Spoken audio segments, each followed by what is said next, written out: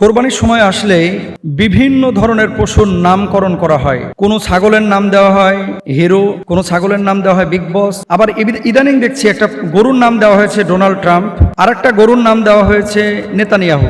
এবং Donald Trump 3.5 লক্ষ টাকায় বিক্রি হয়েছে। যিনি কিনেছেন বা যারা কিনবেন তাদের কোরবানি হবে কিনা, যারা নাম দিচ্ছেন তাদের ব্যাপারে শরিয়ার বক্তব্য কি? মানে মানুষজন আমাদের দেশে ইসলামটাকে বা ইবাদতগুলোকে অনেক সময় আবেগের সাথে জড়িয়ে ফেলে। গরুর চুল নাকি ট্রাম্পের মতো, এই জন্য নাম দিয়েছে ডোনাল্ড ট্রাম্প, বিক্রি হয়েছে 3.5 লাখ টাকায়। এটা কোনো কথা? গরুর নাম কি ট্রাম্প হতে পারে? কোরবানিটা কি বলেন তো? আল্লাহ সুবহানাহু ওয়া তাআলা কি বলছেন? সূরা হজ 37 নম্বর আয়াত, লা ইয়ানালাল্লাহু লুহুমুহা ওয়ালা দিমাউহা ওয়ালাকিন ইয়ানালুহুত তাকওয়া মিনকুম। আল্লাহর কাছে পৌঁছে না এগুলোর গোশত রক্ত, বরং পৌঁছে তোমাদের তাকওয়া।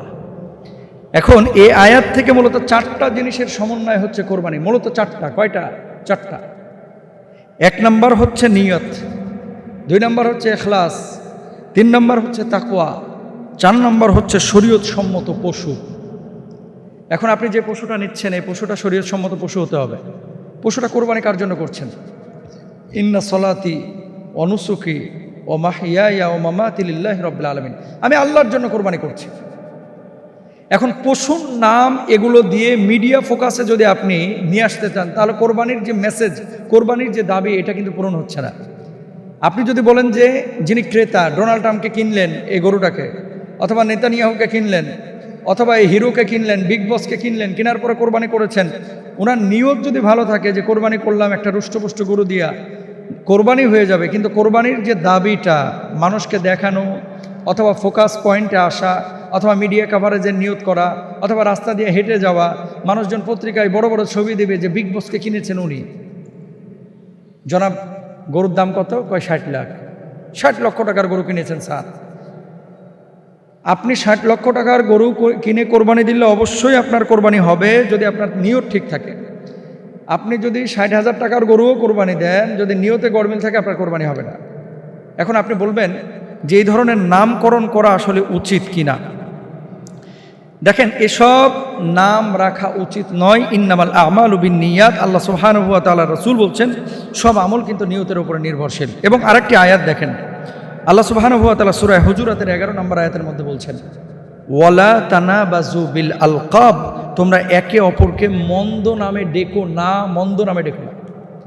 এখন পশুটার নাম আপনি রেখেছেন, সেই পশুটার তার নাম তো গরু, তার নাম তো ছাগল, তার নাম তো খাসি। এখন আপনি নাম রাখছেন যেটা মানুষের সাথে সামঞ্জস্যপূর্ণ, অথবা তুচ্ছ-তাচ্ছিল্য করে। এগুলো আসলে অসুন্দর, অহেতুক কথা, অহেতুক কাজ। ওয়াল্লাযীনা হুম আনিল লাগওয়ি মুরিদুন। ধর্মীয় যে কোনো ইবাদত যখন আপনি করবেন, এগুলো শরিয়ার ফ্রেমে কিন্তু থাকতে হবে। কোরআন হাদিসের আয়নায় দেখতে হবে যে এটা কোরআন হাদিস অনুমোদন করে কি না। যদি করে আপনি করেন, আর যদি না করে তাহলে আপনি কেন করবেন? এটা তো আপনার জন্য জায়েজ নাই। এজন্য আমি বলবো, যারা এই ধরনের নামকরণ করে ওই গরুগুলো আপনার না কেনাটাই বেটার, যাতে করে মানুষ সচেতন হয় যে এই ধরনের নামকরণ করলে আমার গরুটা কেউ কিনবে না। খবরদার এগুলো করেন না। কোরবানি এটা আল্লাহর জন্য। ইসমাইলি চেতনা, ইব্রাহিমী চেতনা আপনার ভিতরে নিয়ে আসতে হবে। অনেক সময় গোশত আপনারা হিসাব করেন, এত কেজি পাইলাম, এত টাকা, আমার তো লস হয়ে গেল 2000। না, এটা হচ্ছে লিওজিল্লাহি তাআলা, আল্লাহর জন্য। সুতরাং কোনো পশুর নামকরণ এরকম আপনারা করবেন না। এই ধরনের পশু থেকে আপনারা দূরে থাকার চেষ্টা করেন। আর মানুষ দেখানো, লৌকিকতা, এগুলো থেকে আপনারা দূরে থাকবেন। কোরবানি একমাত্র আল্লাহর জন্য, আল্লাহর সন্তুষ্টির জন্যই। আপনি যখন সেভাবে কোরবানি দেবেন, প্রত্যেকটা রক্তের ফোঁটার বিনিময়, প্রত্যেকটা পশমের বিনিময়ে আল্লাহ তাআলা আপনাকে সওয়াব দেবেন। আল্লাহ তাআলা আমাদেরকে বোঝার তৌফিক দান করুন। এরপরে প্রশ্ন করেছেন বোন মরিয়ম আক্তার, উনি লিখেছেন ড্যামরা থেকে, যে মোহতারাম, আমার বাপ মারা গিয়েছেন 9 বছর আগে। আমার ভাই এবার হজ্জে গিয়েছে, কিন্তু আমাদের বোনদের সম্পদ আমার ভাই কুক্ষিগত করে রেখেছে, তিনি আমাদের সম্পদ বুঝিয়ে দেন নাই। পৈতৃক সম্পত্তিতে বোনদের হক বঞ্চিত করে কোনো ভাই যদি হজ্জে যায়, তার হজ কবুল হবে কিনা? দিছে জাগা মতো প্রশ্নটা একেবারে। এই যে হক নিয়ে অতীতে আমি যে পরিমাণ আলোচনা করেছি, আপনারা অনেকে হয়তো শুনেছেন, বারবার কিন্তু এই সচেতন করা হয়েছে যে খবরদার, আল্লাহ দোহাই লাগে, হাতটা জোর করে বলে, ভাই বোনের সম্পদ মাইরেন না, আশপাশের মানুষের সম্পদ কেউ নষ্ট করেন না। এখন আল্লাহ সুবহানাহু ওয়া তাআলা কি বলছেন একটু আমরা আসি। অনেক ভাই মনে করে যে বোনদেরকে আর কি সম্পদ দেব, তারা তো অন্যের ঘরে চলে গেছে। শরিয়া কি বলে তাদের ব্যাপারে? লিররিজালি নাসীবুম মিম্মা তারাকাল ওয়ালিদানি ওয়াল আকরাবুন ওয়া লিন-নিসাই নাসীবুম। পিতামাতা ও নিকটাত্মীয় যা রেখে গেছে তাতে পুরুষদের জন্য অংশ আছে এবং নারীদের জন্য অংশ আছে। এ আয়াত স্পষ্ট করে দেয় বোনদের অংশ দয়া নয়, এটা আল্লাহর নির্ধারিত হক, এটা তাকে দিতেই হবে। নির্দিষ্ট অংশ বন্টনের আদেশ, ইউসিকুমুল্লাহু ফি আওলাদিকুম, এখানে বিস্তারিতভাবে কে কত পাবে তাও নির্ধারণ করা হয়েছে। নিজের ইচ্ছা মতো বন্টন করার কোনো সুযোগ নেই। এটা কে করেছেন? আল্লাহ সুবহানাহু ওয়া তাআলা। এরপরে দেখেন 3 নম্বর, আল্লাহ সীমা লঙ্ঘনের ভয়াবহ পরিস্থিতি ব্যাপারে কি বলছেন।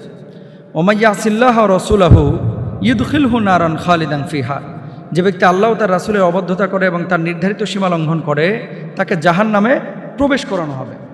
এরপর আরেকটি আয়াত আল্লাহ বলছেন সূরা নিসা 10 নম্বর আয়াত, ইন্নাল্লাযীনা ইয়াকুলুনা আমওয়ালাল ইয়াতামা যুলমা, যদি এতিমের প্রসঙ্গ, কিন্তু আলেমরা বলছেন অন্যের সম্পদ জুলুম করে খাওয়া একইভাবে হারাম।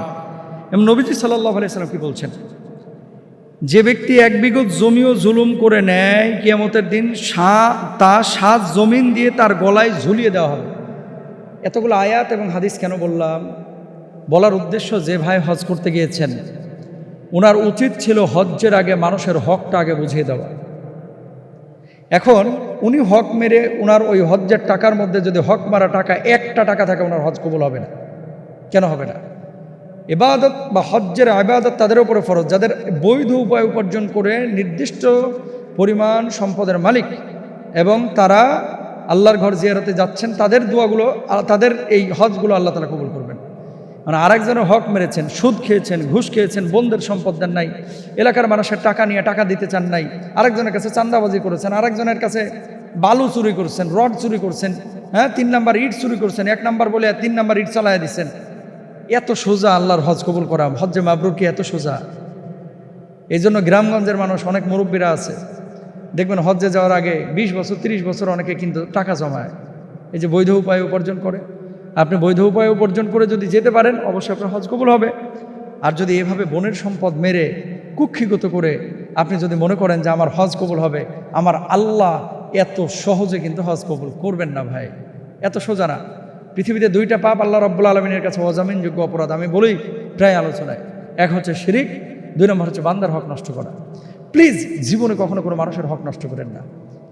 এই হজ্জে যে গিয়েছেন হক মেরে, আমি আমার বোনকে বলবো যে চাইলে পারলে আপনি আপনার ভাইকে মাফ করে দেন।